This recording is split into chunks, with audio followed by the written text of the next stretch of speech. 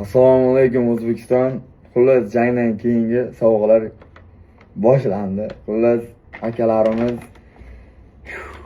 shunaqangi sovg'a berish to'g'risi men hayratdaman. Bundan bir hafta oldin Yangiobod bozoridan 100 mingga polni kiyim qilgandim. Ustimda turgan mana shu dvoykan o'zi, shortim ekan o'zi $100. Hozir bitta krossovka kiygan, shuni ko'rsataman sizlarga.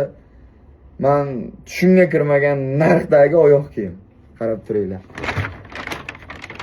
Bismillahirrohmanirrohim.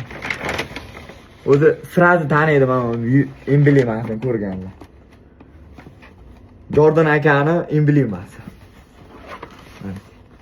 Yo bismillahirrohmanirrohim. Xullas men bu naski $14 ekan, do'stlar. Tasavvur qilaveringlar o'zi, meniki. Oyoqni yaxshilab yuvish kerak, mana deyishdi. 23 raqamli. Yo bismillahirrohmanirrohim.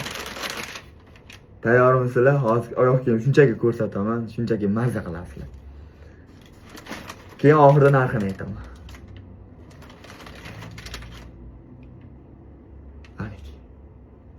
Vidini qaranglar do'stlar, chiroyliligini.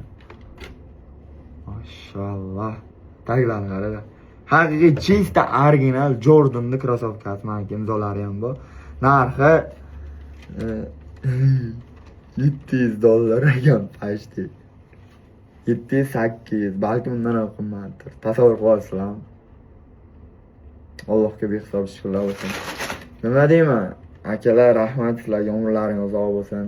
Shuncha hurmat izzat qilib menga padarka berayotgan bo'lsa, menga bir berdilar, Alloh sizlarga 1000 bersin. Jonlaringiz sog' bo'lsin O'zbekiston.